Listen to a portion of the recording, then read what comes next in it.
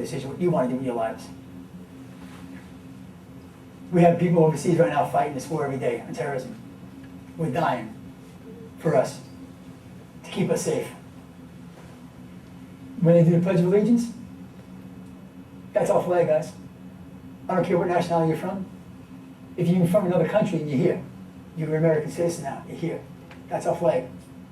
Please, get up and salute that flag. If you see somebody sitting down, nudge them, get up. People overseas right now dying if you make that decision, sit in that seat and not pledge that flag. Everybody we took, every single part of the body we recovered at the World Trade Center site in the cleanup for the months that followed. I don't care how small it was or how large it was. We draped it with an American flag and we carried it out of the pit. It didn't matter if they were from Afghanistan, from China, Japan, it didn't matter. They were here, they were citizens. They got the honors, they were draped in the American flag, and their bodies were carried out to wait in an ambulance of a line of firefighters and cops standing there saluting them. It didn't matter if they were police officers, firefighters, first responders, or civilians. They were American citizens, and we gave them the respect that they earned. They died that day, they were heroes. They died that day going to work for their families and helping out other American citizens. You'll always hear like Giuliani and all the other people, and people like me saying, the cops and the firemen, they're the heroes, they were there, they did this, they did that. They were. There were some people, civilians, who helped out. Their fellow men, their fellow employees, their fellow Americans, they helped them. Somebody may have been injured, they stayed with them, and they lost their lives because they stayed with that person. Or like there was a story where an older guy, he let 3 or 4 elevators go, full of people, because they were younger than him. And he felt they deserved to live, because they were younger. He let the elevators go, he died. Another story of 2 guys who carried a woman down in a wheelchair. She couldn't make the elevators, some of the elevators were out. And at a certain point, all the elevators finally just collapsed from the impacts. They carried this woman down flights of stairs. They all died together. A lot of heroism. A lot of people who were heroic that morning. And when September 11 comes up, it's not just a day of, it's another day here. Or if they make it a national holiday and you guys are off from school, hey, it's a free day off from school. It's a day that we've lost over 3,000 American citizens. And I'm sorry to say there are even more dying today. Not just our military personnel overseas fighting this war, but people who were there at the scene that morning who got sick, who passed away. I mentioned my captain before. I went to New York in July, going for a medical book because I got sick. I ended up with throat cancer, stomach cancer from 9/11. Most of you who here know me, remember me from 2 years ago, the size I was compared to the size I am now. My captain, I didn't know was sick. I found out from my partner when I was up there in July. My captain passed away June 26th of this year, cancer. He had cancer of the brain, heart, cancer of the brain, lungs, liver, and legs. He fought the best he could, and he ended up passing away. They asked him to do a video about his work at Ground Zero. For his months that he was there, he kept saying no, no, no. Finally, he decided to do it. He did the video on a Friday.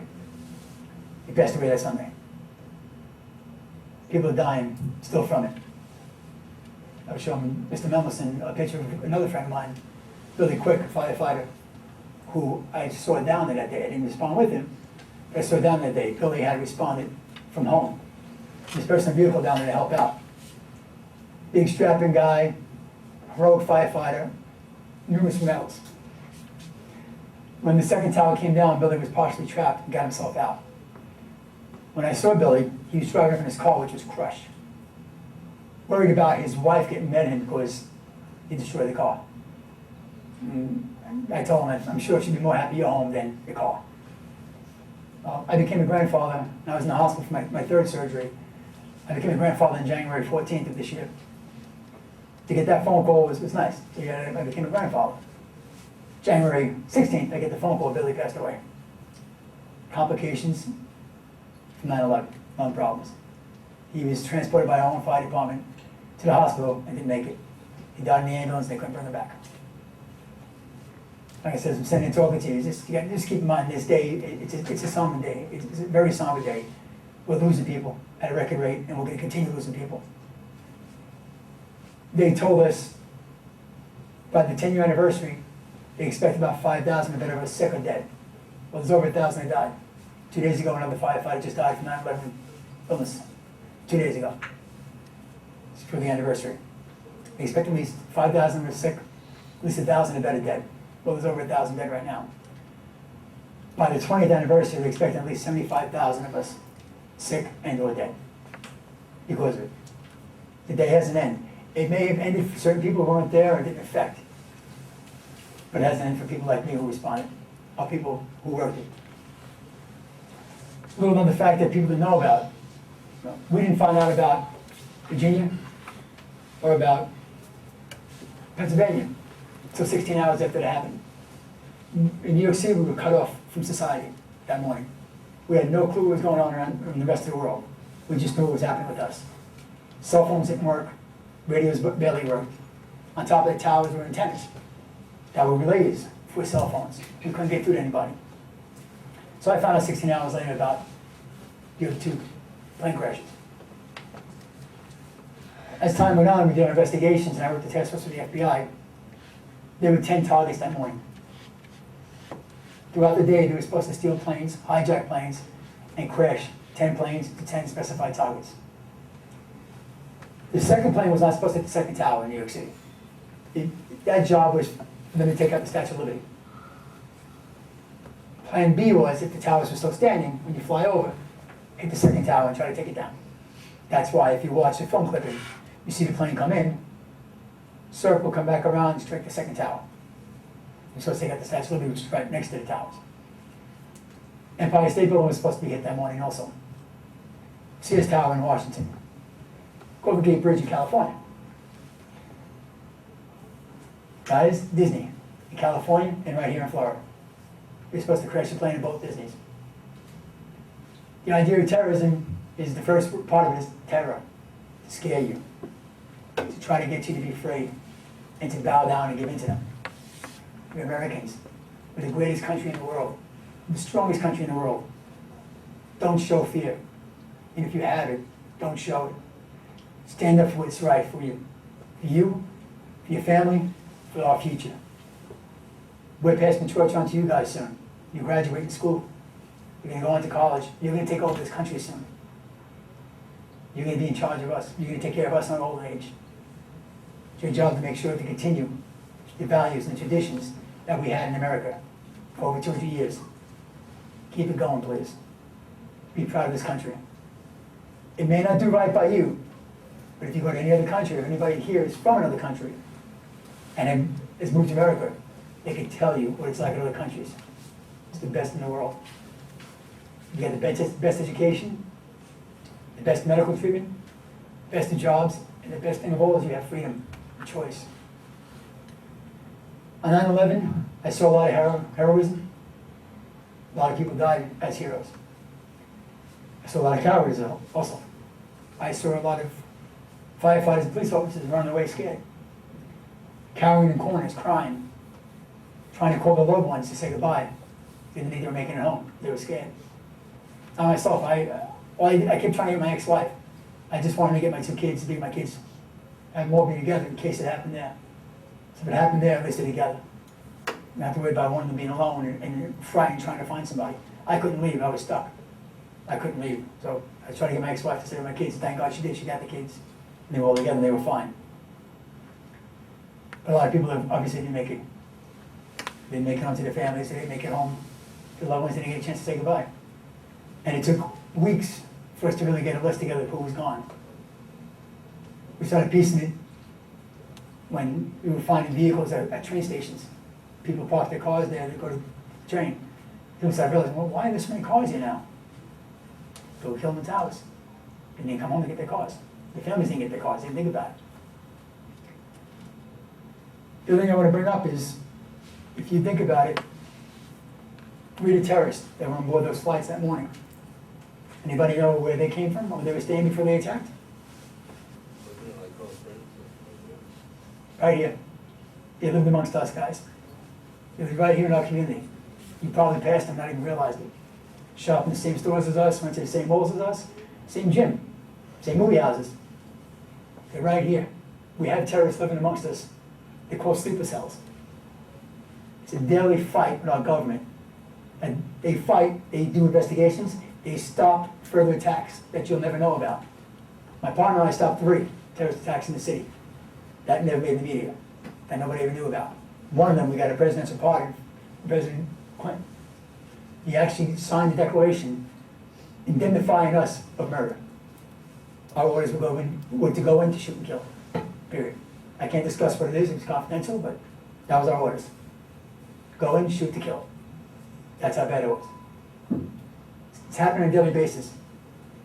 When you're out there, if you see something that doesn't look like it's right or out of place, someone who's seen strange, you're at school, out in the street, in the mall, whatever, guys, pick up your cell phones, call 911. The cops can always apologize later if it's nothing, but you may stop something if you see something. The saying in New York City to fight terrorism is exactly that. If you see something, say something. Call 911. And it happened last year in Times Square when a guy, truck bomb. A guy placed a truck bomb in Times Square to blow up Times Square. A gentleman who was working down there, a hot dog stand, saw something funny, saw some smoke coming out of the truck, called 911, and he stopped that bombing. There would have been another terrorist attack that morning. That was a person, this regular person who saw something and said something. He saved thousands of lives that morning for one simple phone call. Guys are saying, do the same thing, please. If you see something, call. The cops will always apologize later on if it was wrong. And don't feel bad if it is wrong, if you call. You may save somebody's life. So if you see something, please say something. Anybody have any questions about it? You might want to ask me about that day? No. What is everybody doing on Sunday? Remember the American flag outside the house? You do? Yeah. I have 2. I have my American flag, and I have another flag that's called a flag of honor, with all 3,000 people's names on it. And spotlights on both of them for the nighttime. And if you go downstairs where my old office used to be, in student affairs, you see that one large flag that's up on the wall there? Flag of Heroes? That's a flag I left behind. That's all the rescue workers that were killed that morning. And the people's names I mentioned to you, you'll find the names on those flags.